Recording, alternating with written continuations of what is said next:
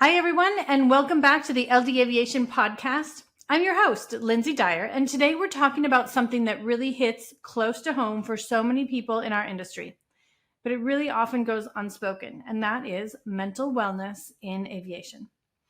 So let's be honest, whether you're in the air or on the ground, this industry runs on adrenaline, responsibility, and really a lot of constant decision making. It's fast-paced, high stakes, and sometimes thankless.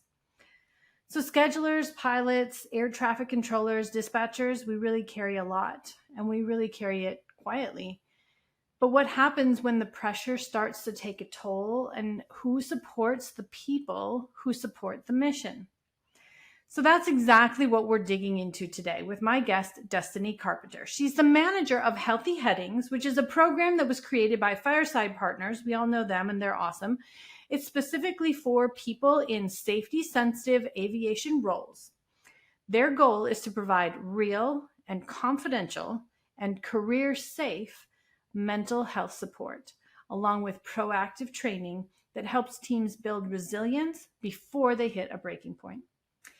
Destiny works at the intersection of safety and humanity. She and her team make sure that that help is there before things spiral, and they do it in a way that protects careers and builds trust. We'll talk about the unique stressors aviation professionals face, what makes the individual support services so different from a typical EAP, and how teams can bring on-site help after difficult events, and the real steps flight departments can take to build a healthier, more supportive culture.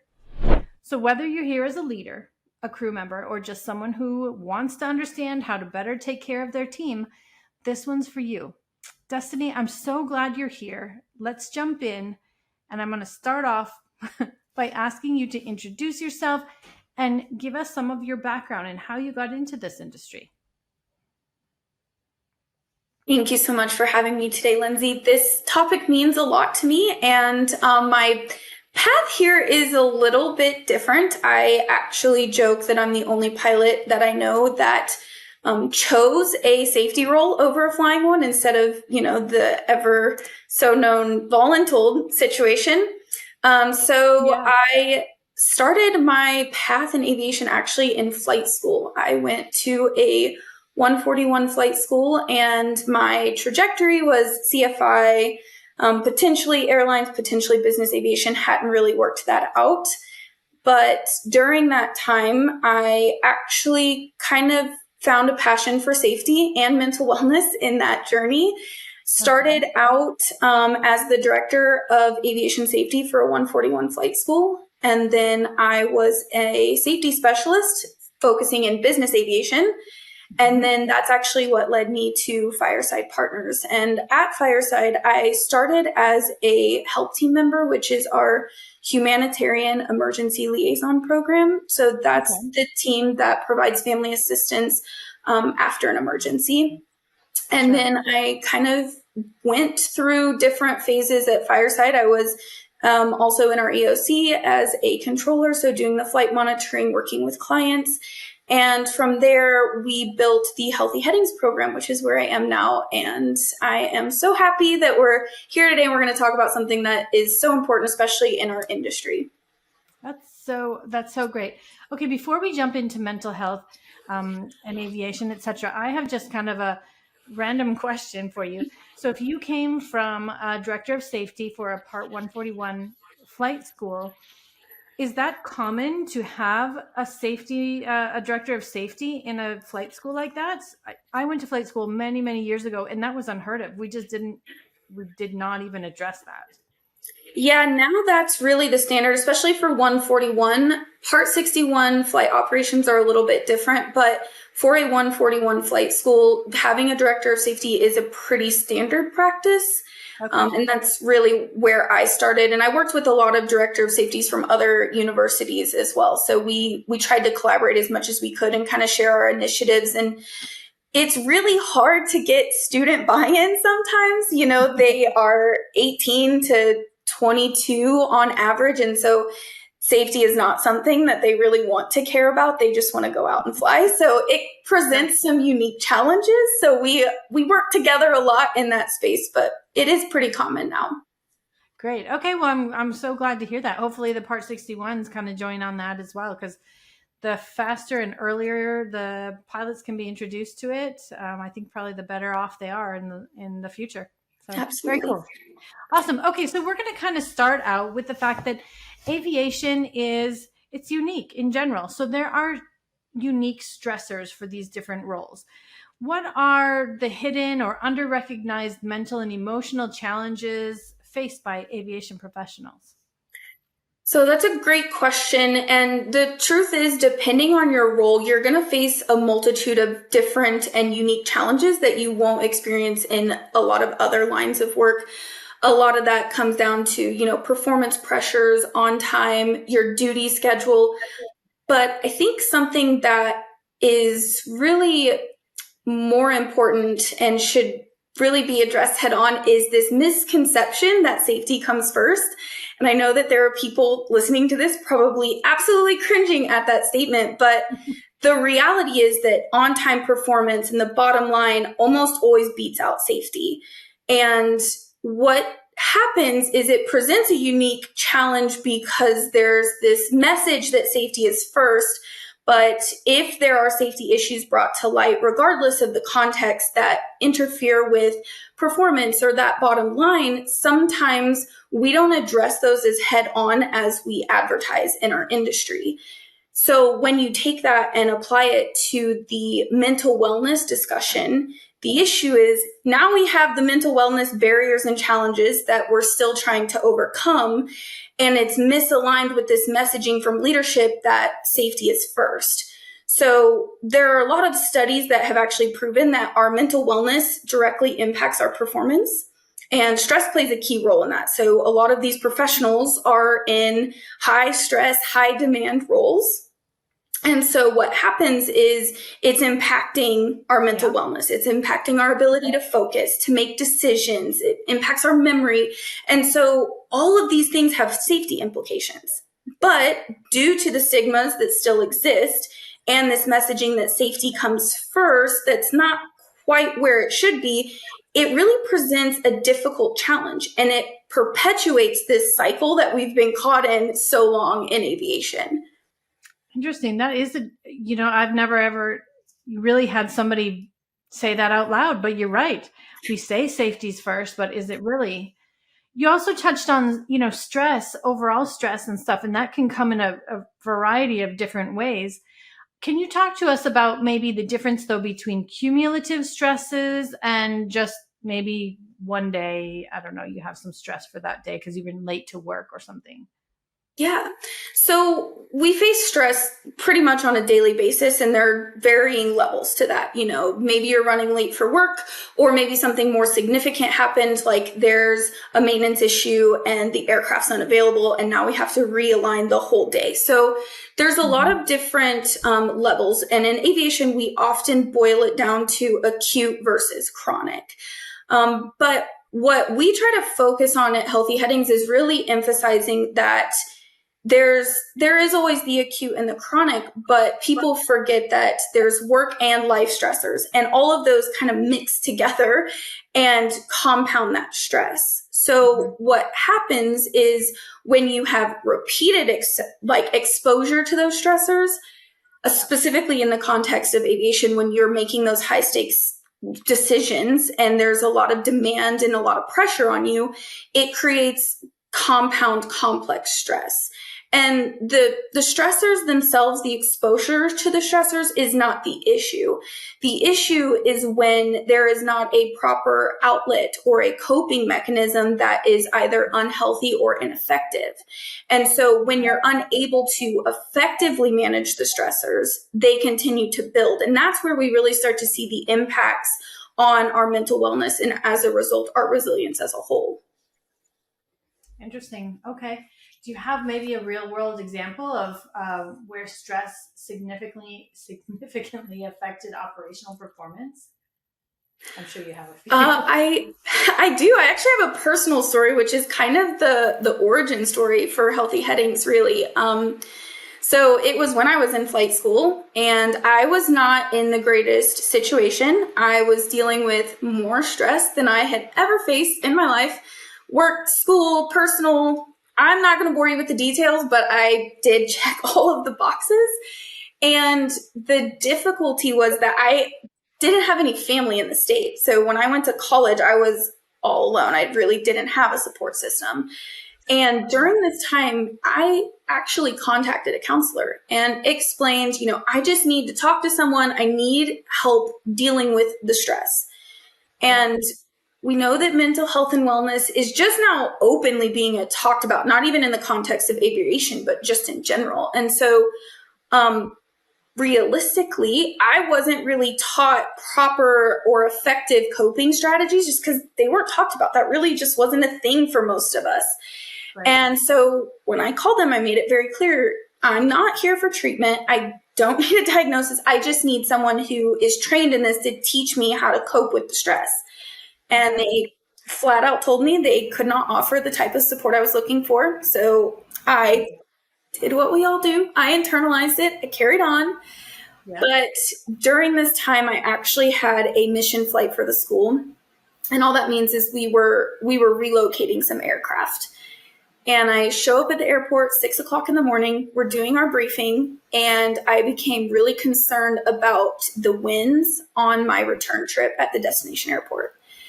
It's really gusty. It was barely within the school's policy for solo operation. So it's close to the max, but the winds were down the runway, and I ultimately did the huge no-no, and I succumbed to external pressures. And the justification there was, I've done this before. It's down the runway. I can handle this. And if I don't do this flight, it's 6:00 in the morning. Everybody has to turn around and go home. So I just made the decision to go ahead and go. Yeah. On the return trip, the wind shifted. So now I have a crosswind in addition to the gust factor. And I'm stressed about that. And now I've compounded my stress, right? I'm dealing with all these personal stressors.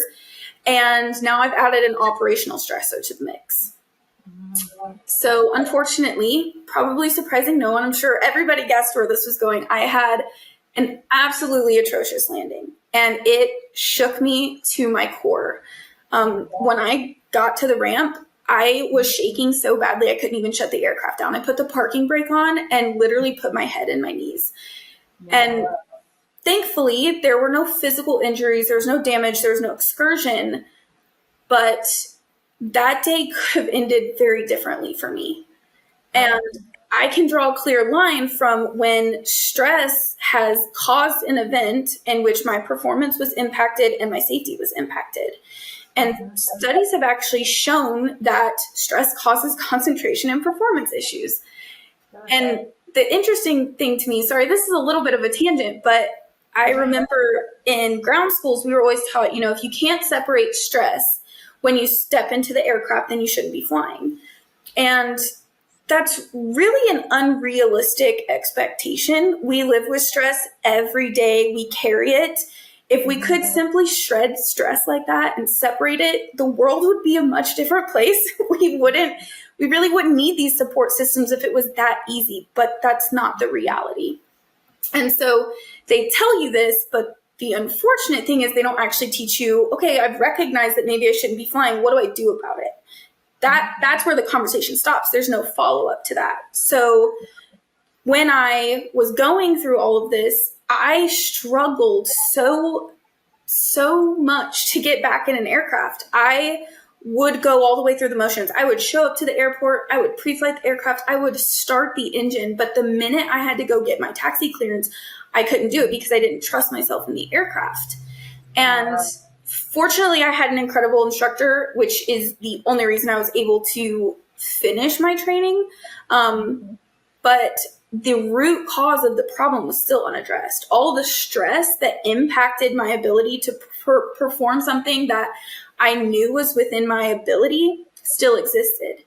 And there was no support system for me. And that's really where Healthy Headings was was born. That was my dream, was to set out to solve this problem that exists in our industry. And thanks to Fireside, I was actually able to build that and provide this support to professionals in a way that it doesn't negatively impact your career. Wow, that is so cool, because I know we'll talk about this along the way, but at least when I was growing up, everybody was like, you can't go get help because you're going to lose your license. Nobody can know that you're struggling on that. It's unfortunate. Okay, so tell me a little bit more. The ISS. What is an ISS versus EAP, and how do they differ in the assistance they can provide? Sure. So our individual support services through Healthy Headings is on exactly how it says, an individual basis. So this is for individuals who really are wanting to talk to a professional just about the stressors that they're facing and getting some of that support. And I would say there's really three major differentiating factors between our individual support services and an employee assistance program. So the first and the most important is that it doesn't put your career at risk, specifically pilots and air traffic controllers. And an EAP doesn't necessarily put you at risk for that, but it is more traditional in the way of, if you want to continue support afterwards, you can. So they're, from the beginning, establishing a patient-provider relationship, which is not something that we do at Healthy Headings at all. The second is the simplicity of the program. And I don't know if you've ever used an EAP, but my own experience was horrible. I did not have a good time with it. I ended up significantly more frustrated after the fact than when I started. I was bounced around. I had 3 different appointments before I ended up in the quote right place, which was not. And we don't do that at Healthy Headings. When you call us, you actually get me directly, and I explain to you how it works, because specifically individuals who have a medical certificate have a lot of questions, as they should. So I'm there to really answer any questions, explain the program, explain how it works. And then if they decide they want to go ahead and schedule, I put them directly in touch with one of our Healthy Headings specialists. That's it. You have essentially one phone call, and then you're connected with someone, and then your support starts.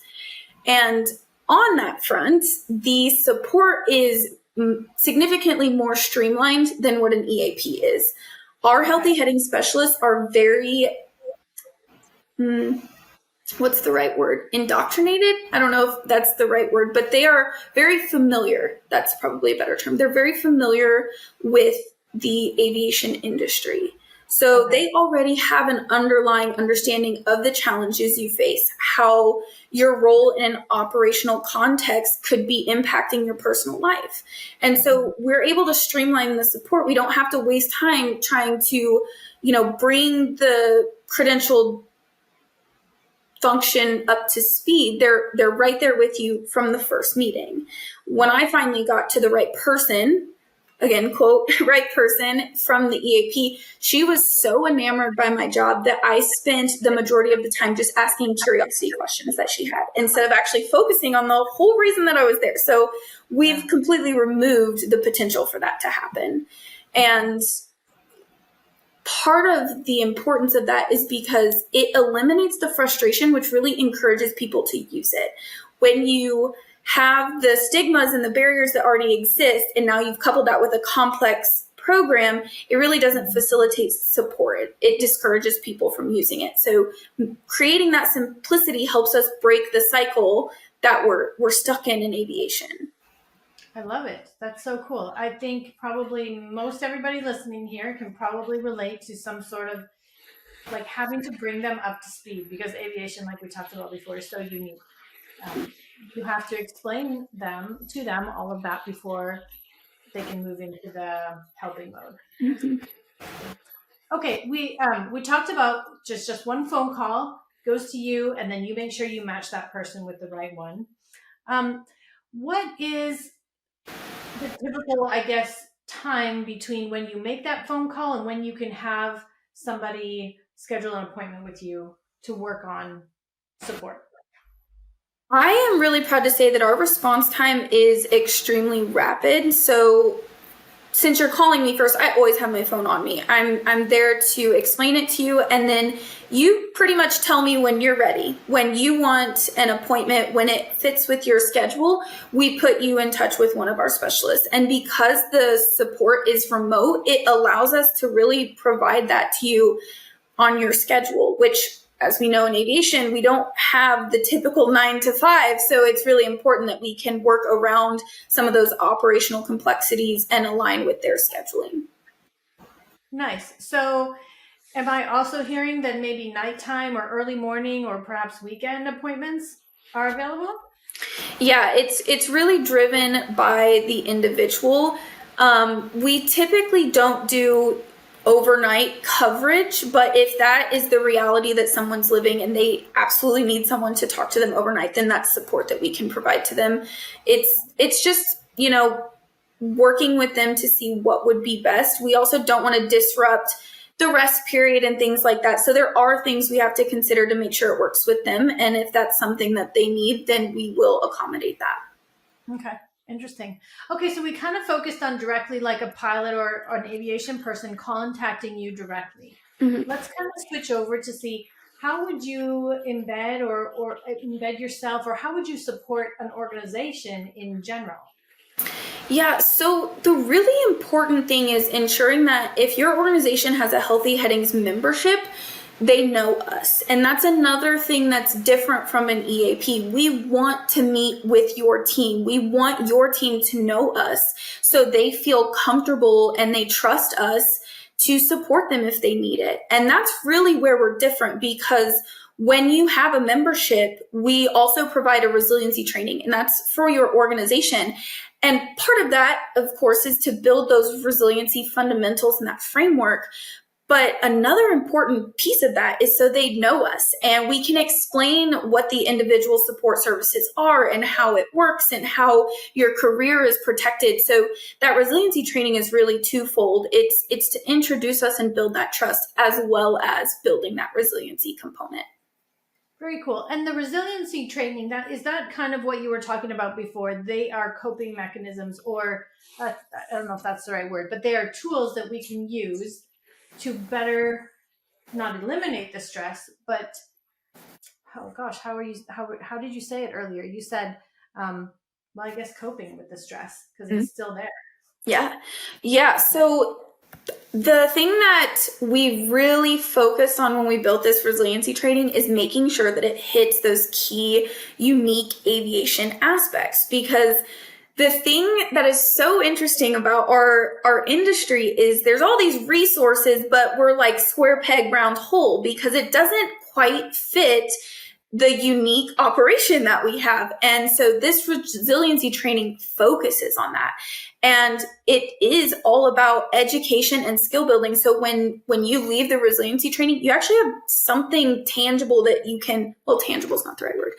You have something that you can actually implement in your daily life. So you're able to say, all right, I've learned this skill. I've learned how to recognize my triggers specifically. What gets me into a space where I know that I need to do something about it, and what are those things that I can do? And we teach a variety of different techniques, because it's not going to be the same for everyone. What I enjoy or what helps me might be different than what helps you. And so we cover a vast array of those skills, so that way you can really mix and match and see what works for you and what doesn't. And the nice thing about it is we can also talk openly about our industry. We're in a group of people that understand the operational difficulties and how the jobs that we do actually impact us in our daily life. And so we can share those experiences and those frustrations with each other. And it starts to build a culture of trust and support. And that's going to help facilitate knocking down some of the barriers that still exist when we come together as a community and say, it's okay to be frustrated by this. I totally understand why you're dealing with this. Here's what I'm dealing with. And that's really what is unique about the resiliency trainings that we facilitate. That's awesome. I really like that key point where not everybody's going to be able to use the same tool. It'll be different for each individual. and that you guys, cater to all of them. Can you give us kind of an idea? Maybe just give us one of those unique tools. Yeah, so I'm going to kind of give you a couple, but one of the things that we really focus on is identifying your stressors and identifying the different levels at which you are, because like you mentioned earlier, an acute, chronic stressor is going to be very different. So if you have an acute situation, it's going to require different reactions than a chronic stressor situation. So the first thing we really focus on is, how do we identify that? What does that look like for me? And you're going to go into different phases. Depending on the circumstance, you may react one way. Depending on a different circumstance, you may react a different way. So just to give you an example, typically I go into, what we call going high. So I'm overactive. I'm really energetic. I try not to focus on what's stressing me out. What are ways that I can come down from that? And so we talk about breathing techniques. We talk about some daily things that you can incorporate into your life to bring you down. If you're a person that typically goes low and you kind of go into that withdrawal mode, how do you recognize that? And what are some things you can do to help bring you back up into a regulated space? So breathing techniques are a huge one, but we also talk about, that's more like the self-regulation, whereas self-care is also hugely important. And a lot of times those get misrepresented as the same thing. They're not the same thing. They're very different. So we talk about what the difference is between self-regulation and self-care and how to incorporate those to make an overall impact in your mental wellness. That's great. I love that difference between self-care and self-regulation. I have a small kiddo. She's 8 months old right now, and the self-regulation doesn't exist at the moment. She just cannot regulate herself. And I'm trying to learn tools, and I know it happens to adults, especially if we don't learn them really well when we're small. But yeah, I'm trying to learn other tools and how to help her self-regulate. So I'd love to learn more of those as adults. So I kind of wanted to not forget about the section where you guys talk about, so you do individual help, you come to a flight department and you offer help. One of my team members recently had a death of the principal who flew the airplane and basically ran the flight department. And it was very sudden, and he wasn't sick or anything like that. We just weren't ready for that. Can you talk to me about how you might come into a flight department there and help? Now, there wasn't an airplane accident or anything, but it was still an event. Yeah. So I'm going to answer this in two ways. To answer your question first, that's really what the individual support services are built for. That was what we would, call a work stressor, right? This is unexpected. If you needed support for that, you can contact one of our healthy heading specialists, and they can talk you through that process. Grief is difficult, especially when it's unexpected. And in our context, it's actually interesting because usually it's something more common, like what you just described. It's a medical event. It's some sort of emergency in the workplace, and it's really not an aircraft accident as much as sometimes we believe when you need support, that's where it comes from. And that's really just not the reality. Most of the time, it has nothing to do with an accident. It's something outside of that. Yep. So we can do that virtual support, but we can also come on site and support your team. And especially when it's something to that effect, or if it is an aircraft accident, those unexpected circumstances actually elicit a little bit more of an intense response. And we have noticed that bringing team members on site, bringing healthy heading specialists on site and providing that support actually increases the utilization. Sometimes when it's a faceless phone number that you can call to get support, it's just a lot easier for them to avoid. And they're like, no, I'm fine, even if they may not necessarily be fine. But when we have that support on site, they're more likely to at least lean into it and ask questions and potentially show up and utilize the services. And we've seen significant effects of that. We've seen positive effects for organizations who have offered that on-site support. And I just want to say to any leaders that are listening to this, any organizations that take those steps and make sure that they're taking care of their employees and they're providing that support with effective resources.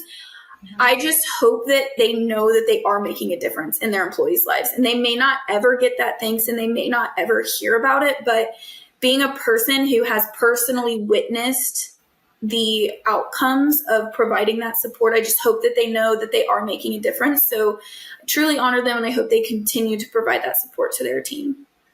That's awesome. Yeah. I know that team really could have used that some help, some on-site help, or even a phone call. That would have been helpful.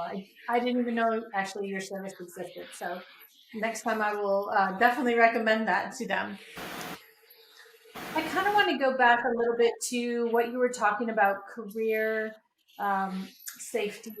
You know, a lot of us are worried about saying anything because what if somebody's like, well, we're not flying with them and, you know, maybe your career is over. So how do you maintain that trust and continuity without compromising the confidentiality? Healthy Headings was built specifically to protect the confidentiality of those needing support. And the Healthy Headings specialists meet with them, but we're not tracking any information that would put them at risk. We're not taking any notes. And I know that seems like a funny detail to include, but we actually have so many professionals in our industry that are so concerned about what the FAA might do if this ever comes out that they are actually scared to even casually discuss stress that they're facing. They don't want any record of it anywhere. And so the interesting thing is stress is a normal thing that we all face. It's really not a taboo thing. It's very common, but people in our industry are just so scared to talk about it and have it documented in any way. So we completely remove that component of it. It is genuinely just for them to have a safe outlet to talk to someone who is credentialed and can help them build the skills that they need without putting their career at risk. And that's really the reason why I share my story that I shared with you. I only recently started actually sharing that. This year was the first year that I was openly sharing that. And the whole reason is to build that trust. I want individuals who are looking for support to know that they're not alone. And we do have a resource available now. And I built this program specifically for aviation professionals who want support in their mental wellness and it doesn't risk their livelihood. So that's really why I try to share that story. So it kind of takes some of the pressure off other people to share theirs. I'm willing to share that with other individuals. And that's kind of the path that we take at the Healthy Headings program. That's so cool. That's awesome. So let's say you're a flight department listening right now. What are a couple of practical steps that they could do to reduce the stigma and really integrate some of the resources you have or some of the even resources that are just generally available? So it's so funny that you asked this because I actually just wrote an article about this. So there's a whole article on the Fireside website under the Insights tab for anybody who may want some additional information. But I think the first would really be for an organization to show that mental wellness is a priority. So when our leadership commits to treating any mental wellness concerns as highly or as important as a maintenance write-up, that's when we're really going to start to see those stigmas and those barriers come down. When we start to align the messaging that safety does come first and mental wellness is a part of that for our team. The second is to provide access to the resources that fit your team. So we talked a lot about EAPs and how they can be difficult, and it doesn't do your organization any good if the resource isn't being utilized. So just make sure that whatever resource is being provided to them, it's easy for them to use and they want to use it. Okay. And I would say another is to be the example. And this is really for anyone at all levels. It's not just for leaders. It's not just for people in decision-making positions. It's for everyone. If you are the example and you're willing to call it out and identify it and openly commit to your own mental wellness, as well as support others for doing the same or encouraging others to do the same, it's going to make it easier for that to become a part of your company culture, which makes it easier for leadership to buy in. And it just starts to change the cycle that we're in a more positive way. Okay, excellent. I mean, okay, so are there any early signs or red flags that leaders and crew members really should be trained to notice, in case if something's happening with one of their coworkers? This is a great question. And I think it's really important that there is some level of training. And we do touch on this in the resiliency training. The reality and what makes it a little bit difficult is it is going to look different for everyone. So there's not, a black and white. If XYZ happens, then you should be concerned. It will ebb and flow. I would say some major ones to look for is, changes in attitudes at work or changes in performance, increased absences, any heightened emotional reactions, or in the opposite direction, some withdrawn behavior. Instead of, reprimanding that employee, maybe take a pause and just touch base with them. Make sure that they're okay. And the reality is they may not be open to sharing with you. So if you do have resources in place, whether it's a Healthy Headings membership or an EAP or something else that you provide internally, when you touch base with them, remind them, hey, I just noticed these things. I really just want to make sure that you're okay. If you're not, here's some resources I just want to remind you that we have available. It's important that if you are anyone who recognizes that, not just a leader, that it goes back to support each other in taking care of your mental wellness. So making sure that if you recognize it in a coworker, and it actually might come off better from someone that you work with day to day instead of a boss coming down and saying, hey, what's going on with you? That's a little hard. It's like, nothing, sorry, I'll do better. There's that power dynamic that kind of affects that. So as a coworker, I would actually argue that this is a more important role for them because they're going to recognize those behaviors significantly more than, a higher level of management or leadership. And so leaning in, being that supportive role and making sure that you're helping anyone that you recognize might need it, reminding them of those resources. If you're not sure, ask leadership, hey, what resources do we have available? Because again, it's good for you to know that for your own mental wellness as well. So I would say those are some big ones to really look for. That's awesome. I'm just kind of thinking back to my own company, and I really liked how you said, maybe you don't just jump to some sort of disciplinary action right away. I can think of one person that we just, all of a sudden, multiple clients had mistakes and they were complaining, and that is not the normal. Usually I get rave reviews from that person. And yes, it turned out that there was some stuff happening at home and there was an issue there. So we kind of, we allowed her to take some time off, and it came back and she was a rock star afterwards. So for us, that was one of our indicators that something was just not. But our first initial kind of thought is like, oh my gosh, are we going to fire her? Or are we going to, pull her off these accounts or something? Very glad we didn't, because that wasn't the problem. It was really just a home thing. Yeah, I love that you took the time to check in and say, hey, what's going on? And then follow that up with action that gave a positive outcome because they just needed some time off. And that's really what Healthy Headings is about. It's proactive in a sense because when you implement a resource like this, they're able to reach out directly. They don't have to go through any sort of management or leadership to get approval. They have access to this resource and they can say, hey, I'm dealing with some stuff. Can you help me work through it? And the hope is that we're actually able to support them before they ever get to the point where it's impacting their work, it's impacting their performance. And when you take that in a pilot or an air traffic controller context, those distractions and those performance implications can be extremely costly in many different ways. So that's really what we're trying to help prevent, is people getting to a point where it's impacting them on a daily basis. Mm-hmm. Oh, I love it. And just the retention too. I mean, everybody knows how hard it is to retain employees, good employees. And if you allow them to feel supported, you're going to keep them a whole lot longer. Absolutely. I love it.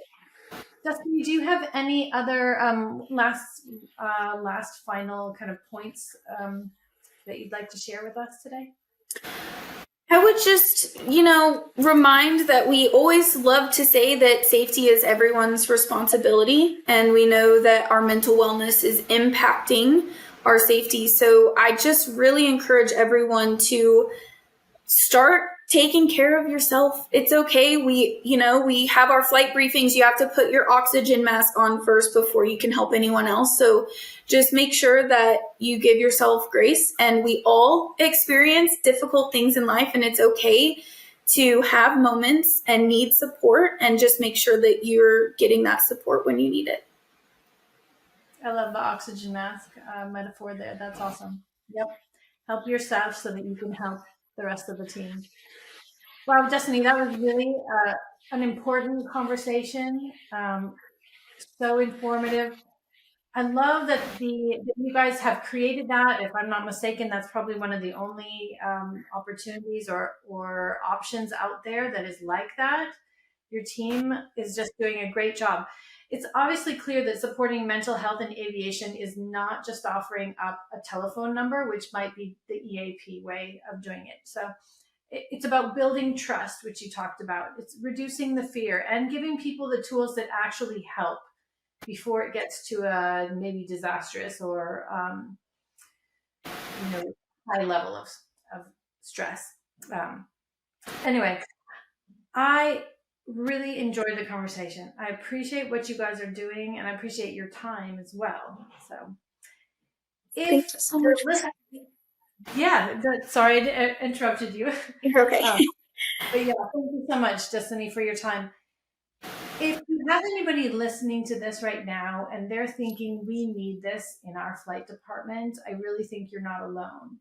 So this really isn't a nice to have anymore. It's really a must have for anyone in a safety sensitive role. So keep that in mind. You can learn more about healthy headings and everything that Destiny shared, especially that article she talked about writing. Wait a second, I might fix that because that was just you and I had to talk. Okay, hang on. No, I included it. You did? Okay. Yeah, you're good. It wasn't the part we were erasing. Oh my gosh. Okay, I'm going to rerecord that last piece. My goodness. You can learn more about healthy headings and everything Destiny shared today, including the article she wrote, by visiting firesideteam.com/services/healthy-headings. So I really encourage you to check that out and pass it along to your HR lead, your director of aviation, safety manager, or anyone on your operations team.